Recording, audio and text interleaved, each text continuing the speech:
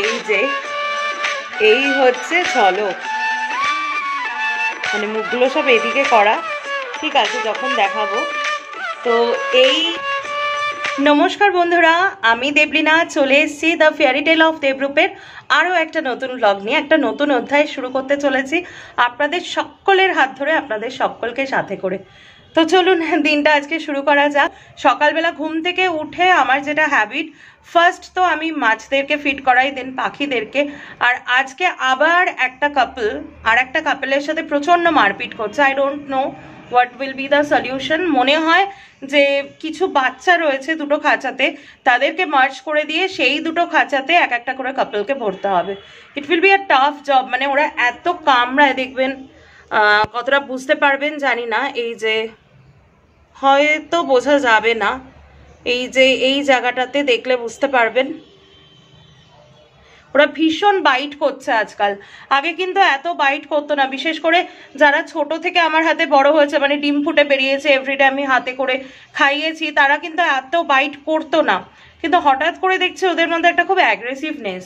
জানি না এর কোনো কারণ আছে কিনা, এতদিন ধরে পাখি পুষছি, কোনোদিন ওদের এরকম অ্যাগ্রেসিভ, এতটা অ্যাগ্রেসিভ যে আমাকে উল্টোপাল্টা কামড়ে দিচ্ছে সেটা বুঝতে পারছি না। হয়তো সামথিং কিছু একটা আমি ওদেরকে সমস্ত কিছু কিন্তু দিই, ক্যালসিয়াম দিই, তারপরে বিভিন্ন মিনারেলস, সমুদ্র ফেনা, যেটা ভালো কোয়ালিটির দানা, মানে খাওয়ার কোনো রকম মানে ঘাটতি হচ্ছে না, ল্যাক অফ দ্য নিউট্রিশন কিছু হচ্ছে না যে তার থেকে অ্যাংরি হয়ে যাচ্ছে।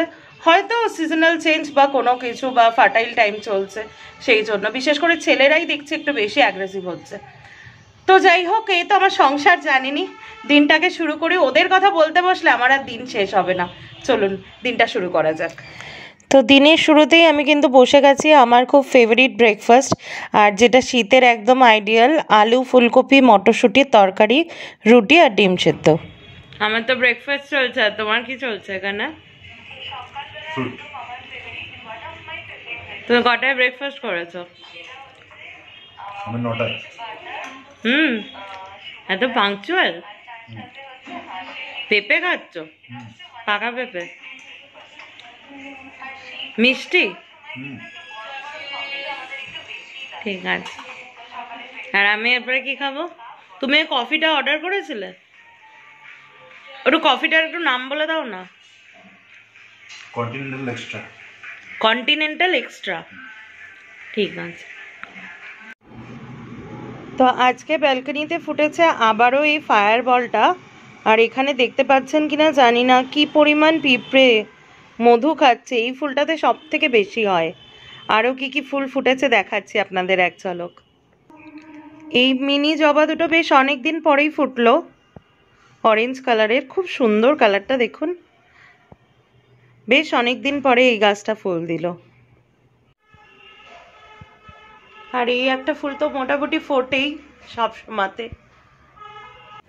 তো চলুন আজকে আমার ব্যালকনির গাছের সাথে সাথে আমাদের ফ্ল্যাট বাড়ির ছাদের গাছ, আর তার সাথে সাথে আমার পুরনো বাড়ির ছাদের গাছের কিছু ফল গাছ, ফুল গাছ দেখাই। এই যে প্রত্যেকটা যেগুলো দেখছেন গোলাপ ফুলগুলো সেদিনকে আমার হাজব্যান্ড এনে দিয়েছে। তো বাবা কিন্তু অলরেডি ওদের টেক কেয়ার করা শুরু করে দিয়েছে, আর অসাধারণ সুন্দর ফুলগুলো ফুটেছে। আর এই ফল গাছটা দেখানোর জন্য আমি তো অনেক দিন থেকেই উদ্গ্রীব। এটা কিন্তু সেই যে নার্সারির থেকে নিয়ে আসা কমলা লেবুর গাছ, যেটা বাবা নিজে হাতে যত্ন করেছে। আর আপনারা দেখতেই পাচ্ছেন কি প্রচুর কমলা লেবু ধরেছে, মানে উই কুডন্ট এক্সপেক্ট দিস এত ভালো কোয়ালিটির গাছ মানে দিয়েছে। আর তার সাথে বাবার পরিচর্যাও আছে। গাছ কিন্তু শুধু ভালো কোয়ালিটির বসালেই হয় না, তার সাথে তার এভরিডে একটা টেক কেয়ারের ব্যাপার থাকে। এটা ভীষণ একটা টাইম টেকিং জব আর কি। তো প্রচুর দেখুন কমলা লেবু ধরেছে এবং খুব সুন্দর, খুব মিষ্টি।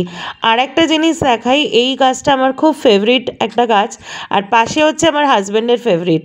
তো ডান দিকের গাছটা হচ্ছে এটা হচ্ছে রুদ্রাক্ষের গাছ, আর বাঁ দিকেরটা হচ্ছে ব্লুবেরির গাছ। আগে আমাদের একটা রুদ্রাক্ষের গাছ ছিল, কিন্তু মানে কোনো কারণবশত গাছটা মারা যায়, আমি আর তার মধ্যে যাচ্ছি না। আর এই গাছটা সম্ভবত ব্লুবেরি বলে এসছে, আই ডোন্ট নো যে এটা ব্লুবেরি কিনা। আর এরপরে যে গাছটা আমি দেখাচ্ছি আমার পুরনো বাড়ির মানে বাগান, যেটা ছাদ বাগান, সেখানে দেখুন বেলের ভারে পুরো বেল গাছটা ঝুঁকে গেছে। এত বড় বেল যে গাছে হবে আমি ভাবতেই পারিনি। আর স্পেশালি ওই গাছটাতেই আমি দুর্গাপুজোর ষষ্ঠীর দিন বোধনের পুজোটা করে থাকি। আর এইটা যেটা দেখছেন এটা কিন্তু বহু পুরনো একটা পাতিলেবু গাছ, মানে বাবার রোজকার যে পরিচর্যায় দেখুন ডাল বেঁকে অন্য টবে গিয়ে পাতিলেবুগুলো পড়েছে। তো ভগবানের আশীর্বাদে না আমাদের, আমি দেখেছি বাগানের ফল ফুল যেটাই বাবা লাগায় মানে খুব ভালো সেগুলো কোয়ালিটি হয় এবং খুব ভালো ফল ফুল দেয়। আরেকটা জিনিস চলুন দেখাই আপনাদের, দেখুন কি সুন্দর লাল লাল বেরি হয়েছে। আর তার পাশেই দেখবেন একটা ডালিম গাছ আছে, তো ডালিম গাছেও আমি দেখাচ্ছি। বাবাকে বলেছিলাম ক্যাপচার করে নিয়ে আসতে, বাবা মানে রৌদ্রের মধ্যে তো বোঝা যায় না, দেখুন ওই যে ডালিম বোঝা যাচ্ছে একটা লাল পুরো হয়েছে। তো আমার খুব ভালো লাগে গাছের ফুল ফল দিয়ে ঠাকুরকে পুজো দিতে।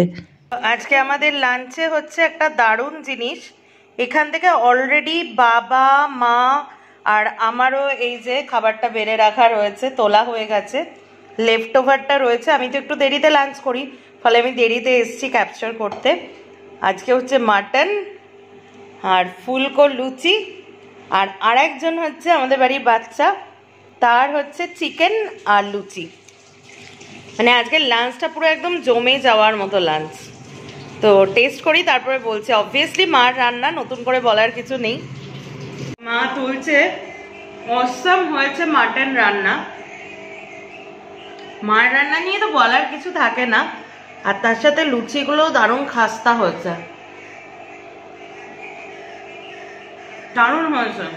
তো অ্যাকচুয়ালি হচ্ছে গতকাল রাত্রিবেলা এটা ডিসাইড হয়েছে হঠাৎ করে, আর আজকে যেহেতু ছুটির দিন আছে তো সকালবেলা মাটন এনে দিয়েছে। তো মাকে বললাম ভাত করো না, অনেক দিন মানে শীতকালে একটু লুচি মাটন ভালো লাগে, তো একটু লুচি করো তাই খাই। খেতে বসতে একটু দেরি হয়ে গেছে, দুর্দান্ত, মানে এখন একটু জমিয়ে রসিয়ে কষিয়ে খাওয়া হবে। আপনারা ক্যামেরা নাও। তো এই যে আরেকজন মন দিয়ে খাচ্ছে, আমি এক চটকায় ফটোটা তুলে নিয়েছি। সন্ধ্যাবেলায় চলে এসেছি, আপাতত দুপুরবেলা লুচি মাটন খেয়ে মানে পুরো এই অবধি হয়ে রয়েছে। সন্ধ্যাবেলা জাস্ট অল্প একটু লিকার চা খেলাম, আর তারপর সেজে গুজে একদম বসে গেছি। কারণ আপনাদেরকে একটা জিনিস আজকে আমার কি বলবো, মানে জাস্ট একটা ভিডিওর মানে কি বলবো, একটা আপকামিং ভিডিওতে কি আছে একটু মডিফিকেশন করে একটা বানানোর ইচ্ছা আছে, যে এর পরের ভিডিওতে একটা খুব ইন্টারেস্টিং ভিডিও আসতে চলেছে, তার একটা ঝলক আপনাদের দেখাবো, দিয়ে আজকের ব্লগটা এখানে কমপ্লিট করব। তো ঝলকে কি আছে দেখতে চান কি? আমি কিন্তু অলরেডি সাজিয়ে বসে আছি। এই যে এই হচ্ছে ঝলক, মানে মুখগুলো সব এদিকে করা, ঠিক আছে যখন দেখাবো। তো এই আমার ঝলক, আমার সমস্ত ফিঙ্গার রিং কালেকশন যেটা, আর এই মান্তাসাটা তার সাথে আমি দেখাবো কেন কি বৃত্তান্ত, সেটা জানতে গেলে কিন্তু আগামী ব্লগটাকে অবশ্যই ফলো রাখতে হবে। আমি এই ব্লগটা ঠিক জাস্ট ইমিডিয়েট 2-1 দিনের মাথাতেই দিয়ে দেবো, সো পুরো ব্লগটা দেখতে হবে। আর এই ব্লগটা দেখার জন্য কিন্তু আজকের ব্লগটাতে অনেক অনেক সাবস্ক্রাইব করতে হবে। তো এই ব্লগটা আমি দেখাচ্ছি, তার আগে আজকে দুটো জিনিস আপনাদের দেখিয়ে নেব। তো দেখতেই পেলেন আগামী ব্লগে কি আসবে। তো আজকের ব্লগে আমি দুটো খুব সুন্দর জিনিস দুজনের কাছ থেকে আমি গিফট পেয়েছি, আর আমার গিফট দেওয়ার পার্সনসরা মানে 3 জনের কাছ থেকে গিফট পেয়েছি। একজন কাপল, আর একজন হচ্ছে আমার বর। কাপল তো বুঝতেই পারছেন, মা বাবা ছাড়া আর কেউ হয় না, আর একজন আমার হাজবেন্ড। যেহেতু আমি নতুন সিংহাসন করব সেই জন্য আমাকে দুজন মানে মা বাবা আর ও মিলে দুটো মূর্তি গিফট করেছে, যদিও আমি সেটা চুজ করেছি। তো প্রথম আমি দেখাবো হচ্ছে এই যে এই সুন্দর মূর্তিটা, এগুলো কিন্তু পুরো পেতলের মূর্তি। এটা প্রায় 6.5 ইঞ্চি মতো, 6 ইঞ্চি থেকে 6.5 ইঞ্চি হাইট আছে। একটু ক্রাফটিংটা দেখো মা, পেছনটা দেখাচ্ছি, এরকম হচ্ছে পেছনটা। তো এইখানে ভিডিওটা পজ করুন, পজ করে বলতে পারবেন এটা কিসের মূর্তি? আশা করি অনেকে বলতে পারবেন, আবার অনেকে হয়তো বলতে পারবেন না। যেমন আমার বাবা তো জানতো না, আমি মাকে বলেছি। তো বাবা প্রথমে বলেছে এটাকে দেখে কালী মূর্তির একটা টাইপ। আমার বড় এক্স্যাক্টলি সেম কথা বললো, মানে বাবা বলেছে কিন্তু ওর অ্যাবসেন্সে, আর ও ঠিক এক্স্যাক্টলি সেম কথা বললো। তো আপনাদের কি মনে হয়? কিছুক্ষণ পজ করে ভাবুন, তারপরে আমি এটা বলে দিচ্ছি। তো আপাতত আমি ক্রাফটিংটা একটু দেখাতে চাই। এটা নিশ্চয়ই আপনারা বেসে বুঝতে পারছেন যে এটা হচ্ছে একটা কুমির আর কি। কুমিরের ভিতরে মুখটাও কতটা প্রমিনেন্ট দেখুন, এতটা। আর কুমিরের গায়ের আঁশগুলো, লেজটা, everything is so prominent. And মূর্তির দেখুন এখানটা, মা একটু ক্লোজে নিয়ে আসো। মূর্তির দেখুন এখানটা কিরকম, মানে নাকের যে নথটা সেটাও দেখানো, ঘোমটা দেওয়া, আর উনি পুরো একটা রাজস্থানী অ্যাটায়ার পরে আছেন, লেহেঙ্গা চলি যেটা বলে।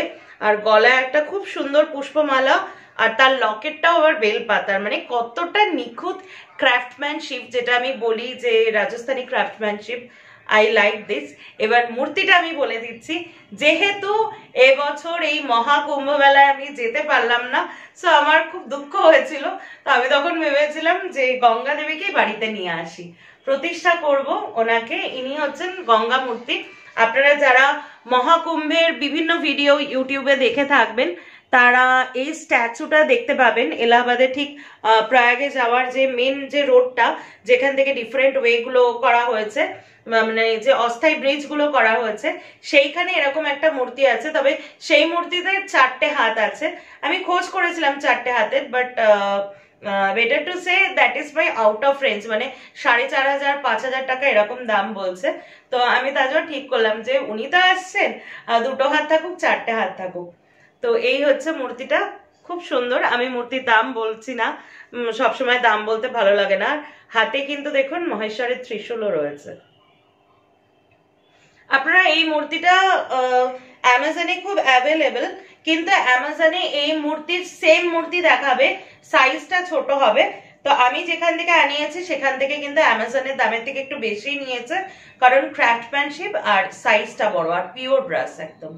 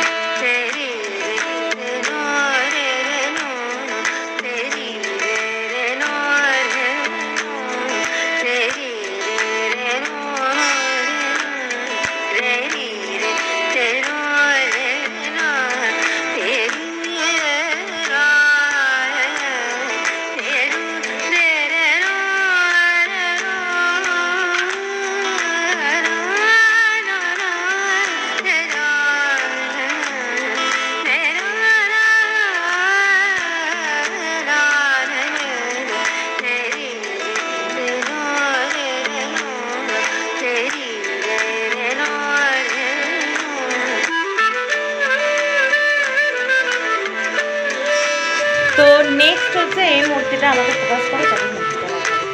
নেক্সট হচ্ছে এই মূর্তিটা, আমি যে বললাম যে 2টো মূর্তি গিফট করেছে। তো সত্যি কথা বলতে কি, সিংহাসনটা আমি একটু কথাটা বলে নিচ্ছি। আপনারা হয়তো ভাববেন আমি একের পর এক সব জড়ো করছি। সিংহাসন কবে হবে? সত্যি কথা বলতে সিংহাসনটা যেটা আমি ভেবে রেখেছি, মানে আপনারা যারা একটু মানে ট্রেডিশনাল পিন্টারেস্টে চেক করতে পারেন, তারা দেখবেন এটা একটু কস্টলি আছে। তো 2-1জন এসেওছে বাড়িতে, জায়গা দেখেছে, তারা যা দাম বলছে দেখুন। যে কোনো একটা জিনিস, মানে আমার একটা ইচ্ছা বলে একটা আন্তাবড়ি যা হোক একটা দাম বলে দিল, সেটা দিয়ে করালাম, সেটা আমি খুব একটা জাস্টিফাইড বলে মনে করি না। সেই জন্য আমি একটু বাজার দরটা জাস্ট দেখছি, ভালো পেলে আমি সেভাবে করব। তো সেটা তো চলছে ব্যাক অফ দ্য মানে ক্যামেরাতে, সেই কাজগুলো অন প্রসেসিং। তো এই মূর্তিটা এবার দেখাই, সেই জন্য সিংহাসন তো হয়ে যাবেই। এই মূর্তিটা নিশ্চয়ই আপনারা খুব ভালো জানেন। এটা ইনি হচ্ছেন অন্নপূর্ণা, মা অন্নপূর্ণা আর মহেশ্বর শিব ঠাকুর আর কি ভিক্ষুক বেশে অন্ন নিচ্ছেন, যেটা অন্নপূর্ণা দেবীর কনসেপ্ট। তো কত সুন্দর, আমি শুধু মানে না এই মূর্তিগুলো আমি শুধু দেখি মূর্তির ক্রাফটম্যানশিপ মানে কতটা নিখুঁত ভাবে। আর আমার না সত্যি বলতে পেতলের মূর্তি আমার ভীষণ ভালো লাগে, তাই বলে আমি পাথরের মূর্তি বা মাটির মূর্তি সবটাই ঠিক আছে, মূর্তিটা আমার খুব ভালো লাগে জিনিসটা, কিন্তু পেতলেরটা আমার যেন মনে হয় পুজো করার জন্য সব থেকে বেস্ট। তো এটাও দেখুন, এটার তো সামনেটা দেখতেই পাচ্ছেন, দেখুন আমি দেখাচ্ছি, এখানে দেখুন কলসি মানে হাঁড়ি, সরি হাঁড়ির মধ্যে চালটাও বোঝানো আছে। আর এটা আছে হচ্ছে হাতা, আর এটা আছে হচ্ছে মহাদেবের হাতে যেটা ভিক্ষা পাত্র, মানে উনি ভিক্ষা নিচ্ছেন। এবার দেখুন পেছনটা দেখাচ্ছি, দেখুন চুল দিয়ে শাড়ির কাজ কতটা নিখুঁত, প্লাস এই ডায়ালসটা এটা এটা অষ্টদল পদ্ম। আবার দেখুন শিব ঠাকুরের এই সাইডটা মানে ভিক্ষার যে ঝুলি, আর এই যে দেখুন ওনার যে ব্যাঘ্র চাল পরিহিত, ইভেন মাথা থেকে যে গঙ্গা বেরোচ্ছে, গলায় এই যে নাগ আর কি, কতটা ডিটেলিং হলে, ইভেন দেখুন অন্নপূর্ণা মায়ের কানের দুল, গলার হার সবকিছু কতটা নিখুঁত, তাই না মা? খুব সুন্দর ডিটেলিং। আমার মানে জিনিসগুলো খুব অথেন্টিক আর খুব সুন্দর লেগেছে।